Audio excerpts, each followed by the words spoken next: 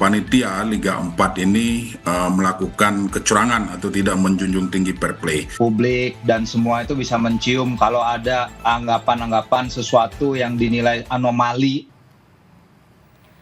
Saudara, video undian putaran nasional Liga 4 sempat disiarkan langsung PSSI TV di kanal YouTube-nya. Namun akhirnya di take down alias dihapus.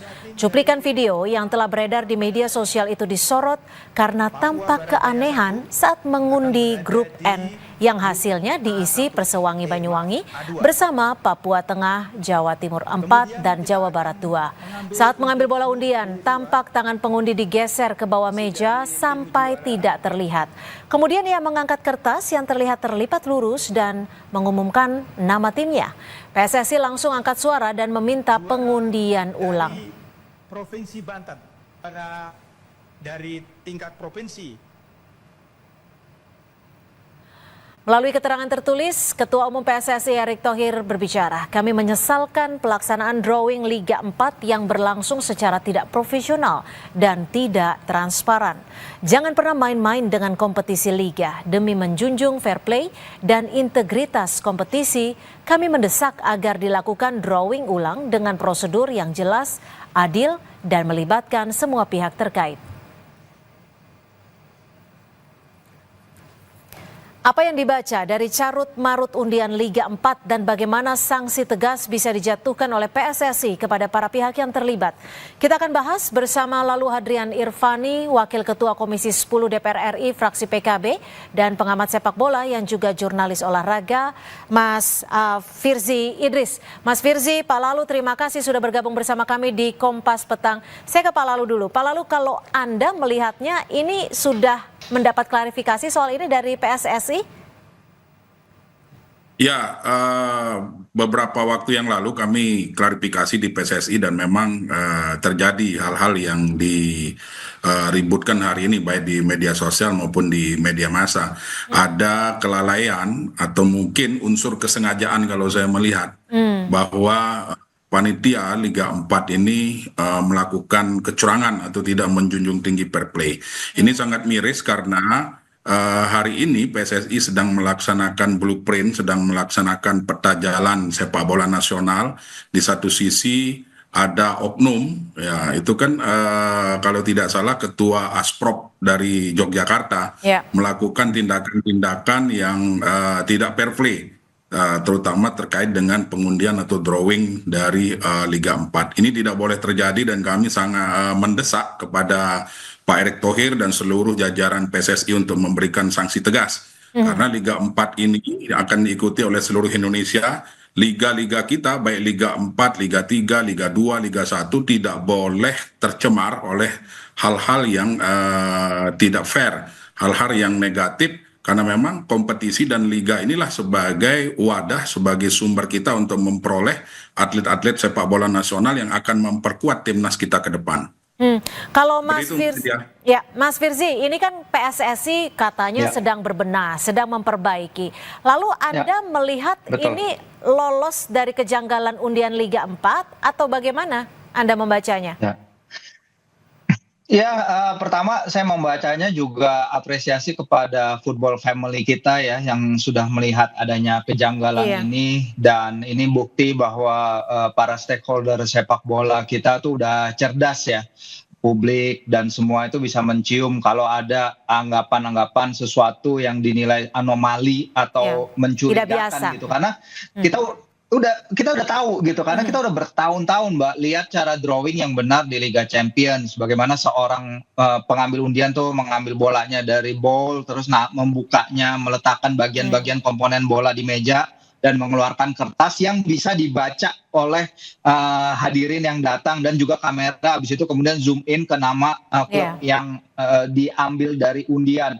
Nah disinilah kita bisa lihat bahwa ya publik nih udah pintar sekarang kalau ditayangin seperti itu, dan ada oknum-oknum seperti Pak Lalu bilang yang berharap bahwa ini bisa lepas dari perhatian para stakeholder. Kayaknya sekarang udah tidak bisa lagi seperti itu karena hal-hal kayak gini udah sangat diperhatikan sekali sepak bola kita, terutama ya itu tadi dengan motornya timnas kita dari top down kita membangun sepak bola Indonesia semua komponen untuk ke arah yang lebih baik. Jadi jangan lagi bermain-main seperti ini, seperti yang Pak Erik bilang, jangan bermain dengan kompetisi Liga 1 dan harus semua berlangsung secara profesional dan juga transparan. Oke, kalau secara profesional dan transparan, tadi desakan dari Pak Lalu adalah supaya ada efek jerat. Lalu menurut Anda, Pak Lalu, siapa saja yang harus dijatuhi sanksi tegas ini dan sanksinya bisa berupa apa?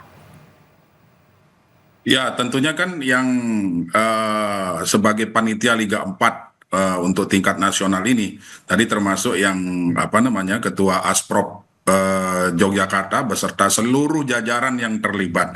Kami di Komisi 10 mendorong agar peta jalan sepak bola nasional yang dibuat oleh Pak Erick Thohir dan kawan-kawan itu bisa dilaksanakan dengan baik, menjunjung tinggi sportivitas, menjunjung tinggi fair play. Kalau terjadi hal-hal seperti ini atau masih ada oknum-oknum di dalam wadah PSSI itu yang melakukan hal-hal kecurangan seperti ini, ya saya meminta dan teman-teman di Komisi 10 juga meminta agar ini dibersihkan. Jangan sampai ini menjadi kerikil-kerikil yang mengganggu pelaksanaan dari blueprint PSSI yang sudah ditetapkan.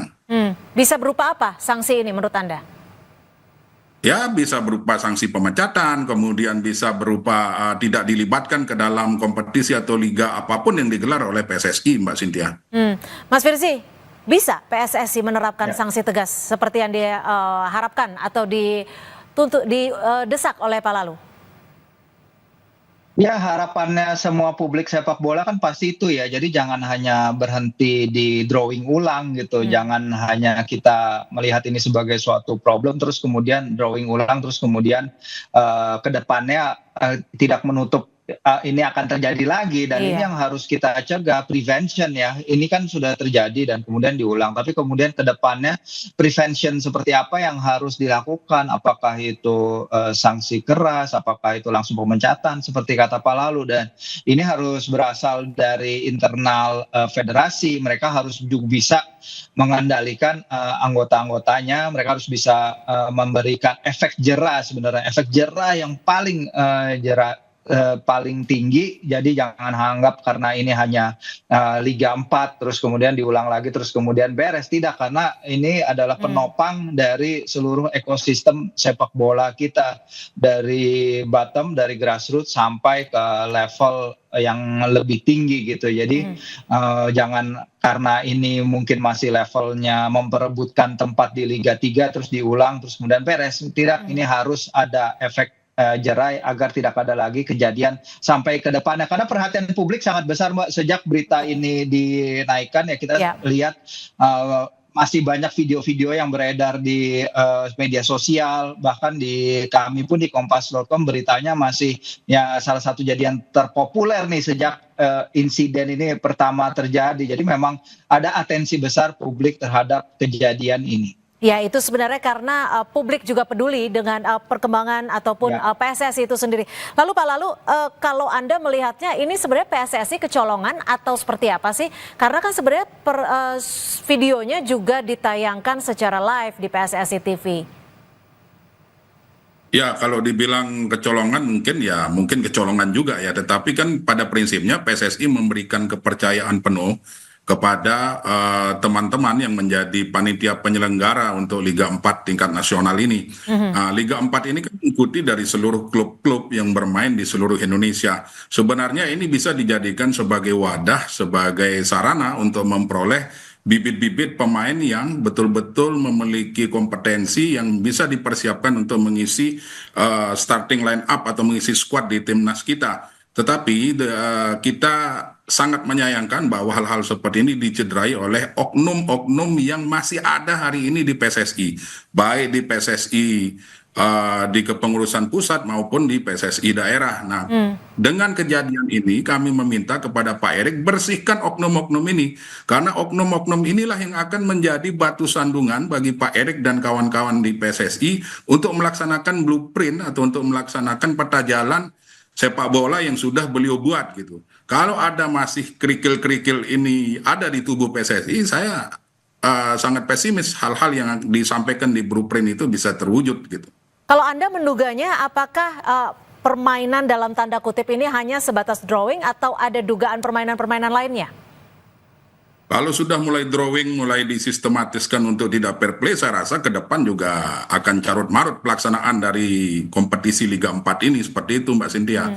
Saya pesimis kalau drawing saja dimainkan, ke depan nanti pasti akan ada hal-hal lain yang dilakukan oleh oknum-oknum ini untuk merusak citra dari pelaksanaan kompetisi Liga 4 ini. Nah, inilah yang harus dibersihkan oleh PSSI, harus dievaluasi, dan kami sangat mendorong itu. Kami mendukung penuh langkah tegas yang diambil oleh Pak Erick dan kawan-kawan. Nah, kalau dari Mas Firzi, melihatnya pola-pola kecurangan, permainan, itu pola-polanya seperti apa?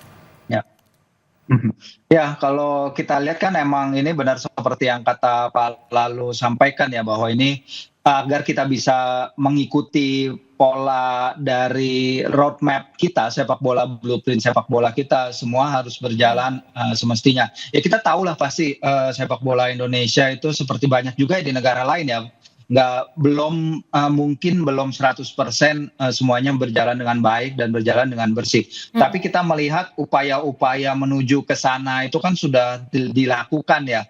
Pendekatannya memang sejauh ini top down ya, dengan timnas Indonesia prestasinya meningkat, dan juga akselerasi percepatan kita momentum di round 3 qualification, terus di Liga 1 kita menggunakan jasa pemain asing, kita kerjasama dengan JFA, dengan Jepang, Asosiasi Jepang untuk perwasitan.